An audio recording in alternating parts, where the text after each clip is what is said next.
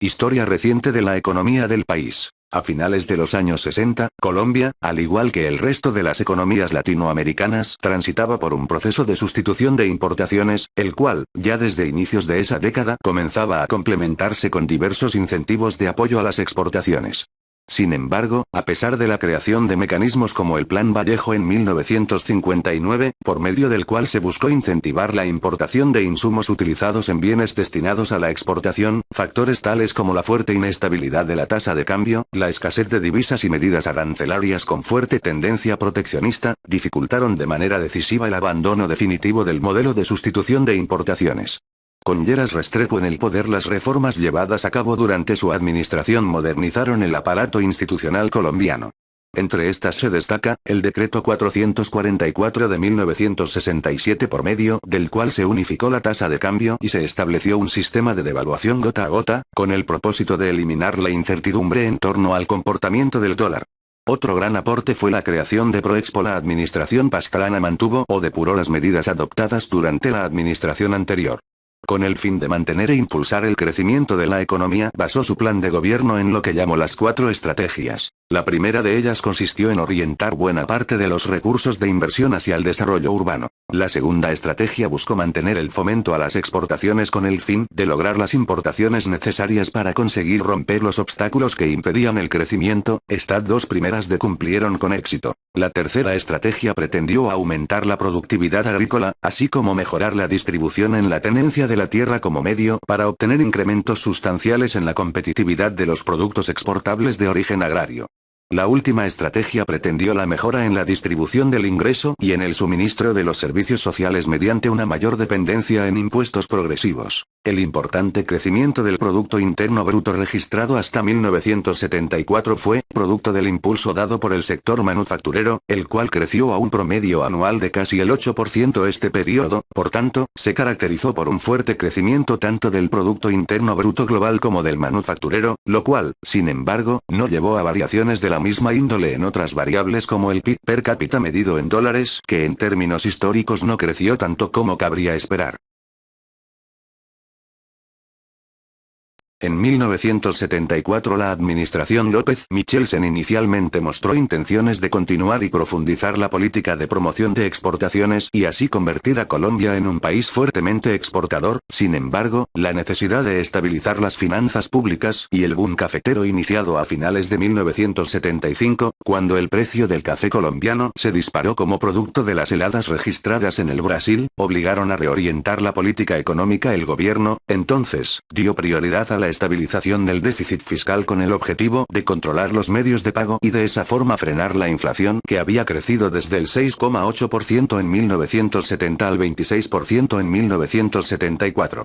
El resultado del período tuvo como principal característica una política fiscal conservadora, manteniendo a raya el gasto público y una política monetaria estricta, lo que condujo a un menor crecimiento económico y del sector industrial. La administración Turbay, 1978-1982, fue el peor desempeño económico en la historia reciente de la economía colombiana. Decidió relajar el manejo fiscal bajo el argumento del potencial desarrollo que alcanzaría el país con base en el gasto público, el cual se financiaría con crédito externo. Este incremento del gasto se destinaría principalmente al sector eléctrico y minero. Así, el gobierno pasó de contratar 785 millones, en 1978 a 2.258 millones en 1982, buena parte del cual se contrató con la banca comercial y a tasas de interés variable. Además de estas medidas, y para evitar que el mayor gasto público se reflejara en un proceso inflacionario, se adoptaron acciones encaminadas a liberar importaciones. El período 1978-1984 se caracterizó, por tanto, por un fuerte aumento del gasto público, así como por una acumulación de reservas internacionales.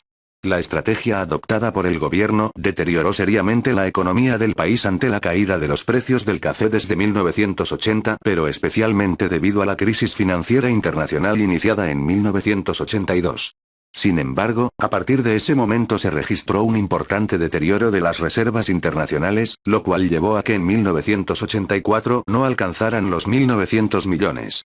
Composición macroeconómica. A lo largo de los años se ha mantenido vivo el debate en torno a la importancia del modelo de sustitución de importaciones como elemento clave para el desarrollo de la industria manufacturera y de la economía colombiana en general. De manera muy simplificada puede afirmarse que este propósito logró parte de su objetivo, ya que el crecimiento anual promedio del PIB manufacturero entre 1950 y 1966 fue de 6,6%, superior al del PIB total. Hasta 1974 se logró un fuerte crecimiento de la industria manufacturera, mientras que otros sectores como el agrícola o el minero registraron bajas tasas, incluso negativas en el caso del sector minero.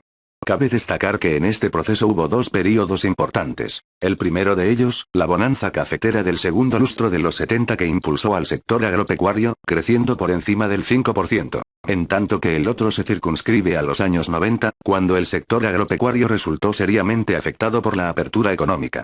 La economía colombiana, en general, ha presentado un sector terciario muy dinámico, especialmente si se compara con el sector agropecuario e industrial. Cabe aclarar, sin embargo, que el sector terciario en la economía colombiana no cumple el mismo papel que en los países desarrollados, en la medida en que no ha logrado ser la base para jalonar y apoyar el progreso y la innovación tecnológica ni mayores niveles de productividad del sistema económico en su conjunto. Sector externo. Política comercial y cambiaría. En Colombia, tanto la política cambiaria como la comercial han determinado el comportamiento del sector externo, lo cual motiva el estudio conjunto de ambas variables. Respecto a la política cambiaria, en los últimos 30 años ha tenido dos momentos claves. El primero, data de 1967 con la emisión del Decreto 444, por medio del cual se dio un giro radical en el manejo de la tasa de cambio, y el segundo, ocurrido en 1991 cuando se derogó dicho decreto. El modelo de sustitución de importaciones puro, en el sentido estricto de una protección radical del mercado interno frente a la competencia externa, se comenzó a matizar desde finales de los años 50, cuando se crearon mecanismos e instituciones encaminadas a promover las exportaciones no tradicionales. Posteriormente, en los años 60, este proceso se fortaleció durante el gobierno Lleras Restrepo, con la aplicación de un modelo mixto de desarrollo mediante la promoción de exportaciones en un contexto de protección al mercado interno. El objetivo de la política comercial en el período 1967-1974 fue el del fomento de las exportaciones manteniendo alguna protección a la industria nacional. Para tal fin se constituyó el Fondo de Promoción de Exportaciones, Proexpo, cuyo propósito era facilitar el acceso a mercados externos de los productos colombianos. Además, se estableció el certificado de abono tributario, CAT, para reemplazar las ventajas tributarias y la tasa de cambios favorable de las que se había disfrutado hasta entonces. En 1969 se firmó el Acuerdo de Cartagena, por medio del cual se creó el Pacto Andino. El propósito básico consistía en profundizar el proceso de sustitución de importaciones en el marco de un mercado ampliado que permitiese superar los obstáculos asociados con mercados nacionales de reducido tamaño. Los resultados fueron insuficientes, pues si bien se liberó parcialmente el comercio intrarregional, se aplicó una amplia lista de excepciones, proliferaron los incumplimientos y no se lograron los objetivos esperados con la implantación de mecanismos de asignación de recursos de índole administrativa como los programas sectoriales de desarrollo industrial. Todo ello condujo al fracaso de los objetivos iniciales. A pesar de estas acciones encaminadas a la promoción de exportaciones, se mantuvieron de manera decidida muchos de los mecanismos de protección a la industria nacional tales como la licencia previa y aranceles elevados.